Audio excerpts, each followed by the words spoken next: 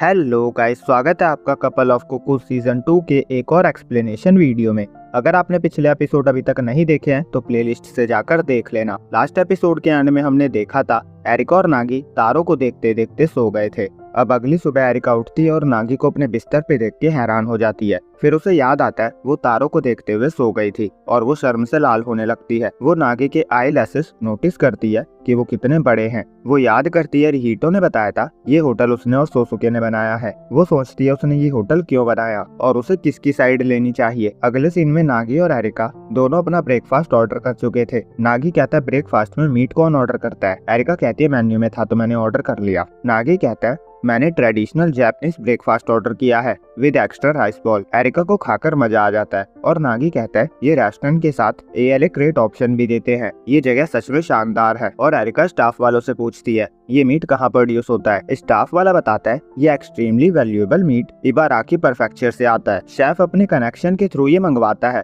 Market में ये available नहीं है। एरिका शेफ का नाम पूछती है जो अरमोद खौर था। नागी मन में कहता है ये तो किसी वेपन का नाम लग रहा है और वो कुछ नोट कर रहा था। एरिका उसे देखकर चौंक जाती है। फिर वो कहती है मैं हाकोने अपनी मर्जी से आई थी, मैं तुम्हारी साइड हूँ नागी। और वो दोनों अपने होटल लौट जाते हैं। वहाँ ओकीता पूछता है तुम्हें पता चला स्टारलाइट होटल के इतने अच्छे रिव्यूज क्यों हैं। नागी कहता है हाँ हम वहाँ रहकर आए हैं। एरिका कहती है हम खूनी की तरह छुप गए और पकड़े नहीं गए। ओकीता कहता है मैंने खूनियों को तो नहीं भेजा था। नागी कहता है वो सब छोड़ो, ये देखो ये है वो सारी फैसिलिटीज जो स्टारलाइट होटल देता है। ये सभी प्रोडक्ट्स नेचर गुड ट्रेंड के पार्ट्स हैं और इस मास्क की कीमत 1000 येन है। और जो स्टाफ डायरेक्ट गेस्ट से डील करते हैं वो सब एक्सपीरियंस है। वहाँ यंग लोगों को नहीं रखा गया, उनको स्पेशली दूसरे होटल से आए गेस्ट का वेलकम करने के लिए रखा गया है। वहाँ के शेफ भी बहुत फेमस है, उन्होंने लग्जरी गिंजा रेस्टोरेंट में ट्रेनिंग ली है और उनको टेम्परेरी बेसिस पे रखा जाता है। बिल्डिंग भी बहुत लग्जरियस है, फर्नीचर बिल्कुल नए हैं और एटमॉस्फेयर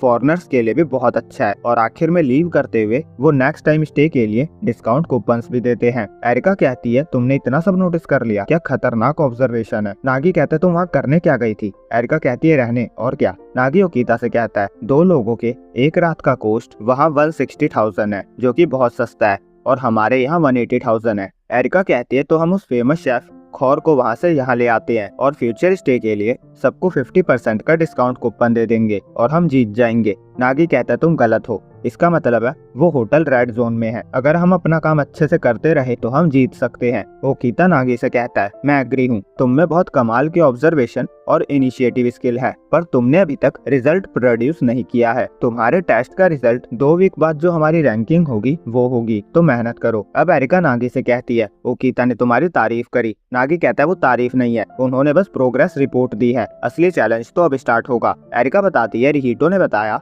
स्टारलाइट होटल उनका है, जब तुम हॉट स्प्रिंग में थे तो मुझे रिहीटो मिला था, उसने कहा वो दोइजिमा ग्रुप का न्यू होटल है। नागी कहता है तो वो अपने राइवल अमानो ग्रुप से फाइट कर रहा है और इसीलिए उन्होंने हमारी तरह सेम होटल नियर बाय में बनाया है। और वो एक्साइटेड होकर कहता है अब मैं हार नहीं सकता। एरिका कहती है मैं भूल ही गई थी, तुम राइवलरी को कितना सीरियस लेते हो। वो उसे शांत होने को कहती है और बताती है रिहीटो के साथ कोई और भी है। और अगले सीन में हम एआई को देखते हैं जो अपने फ्रेंड के साथ यहाँ रहने आई थी। नागी उससे कहता है अगर कोई प्रॉब्लम हो तो मुझे बताना मैम। एआई उस पे लट्टू थी। वो कहती है तुम कितने कूल हो नागी, तुम्हें काम करता देखकर अच्छा लग रहा है। एरिका कहती है यहाँ बहुत सारे होटल है, तुमने हमारा होटल ही क्यों चुना। एआई कहती है ये तो ऑब्वियस है, तुम और नागी इसका पार्ट हो और मेरा फॉरेनर फ्रेंड एक ट्रेडिशनल इन में रहना चाहता था। वो कहती है हाकोने का तुम्हारा ये होटल विदेशों की वेबसाइट में दिखाया जाता है और यहाँ की जापानीज ट्रेडिशन का वेलकम टोक्यो जैसा ही है। वो बताती है उसका फ्रेंड अभी होटल के अंदर घूम रहा होगा। एरिका कहती है तो तुम्हें यहाँ रहने की कोई जरूरत नहीं है, पर उसकी बातें सुन कौन रहा था। एआई तो नागी से पूछ रही थी कि वो फायर प्लेस का यूज कैसे करते हैं। नागी बताता है वो हवा के पास होने के लिए इस तरह से लकड़ियाँ रखते हैं और फिर लाइटर से जला लेते हैं। हाँ पर ये साइड बहुत गर्म होती है तो टच मत करना। एआई बहुत क्यूट दिख रही थी। वो कहती है तुम जिस तरह से एक्सप्लेन करते हो मुझे बहुत अच्छा लगता है। एआई को शावर यूज करना भी नहीं आता था, नागी उसे वो भी सिखाता है। और एरिका चिल्ला रही थी मैं भी यहाँ की एम्प्लॉय हूँ। अगले सीन में वो एआई को कॉटेज में छोड़कर बाहर आते हैं और एरिका नागी से कहती है हमें काम करना है। तभी एआई बाहर आकर क्या तुम्हारे पास टाइम है, मुझे तुमसे कुछ बात करनी है। और नागी स्टाफ रूम में जाकर फूजी से मिलता है। वो पूछती है, पहला हॉलीडे कैसा रहा, क्या तुमने हाकोने की जमीन देखी? नागी कहता है, मुझे आपसे कुछ बात करनी है। वो उसके कान में कुछ कहता है, जिसे सुनकर फूजी का रिएक्शन आप देख ही सकते हो। और यहीं पे ये एपिसोड मतलब कि चैप्टर एंड होता है। तो नेक्स्ट चैप्टर नेक्स्ट वीक आएगा। तो वीडियो अच्छी लगी हो तो लाइक और चैनल को सब्सक्राइब करना ना भूले। मिलते हैं अगले वीक इसी टाइम अगली वीडियो के साथ। जब तक के लिए बाय बाय।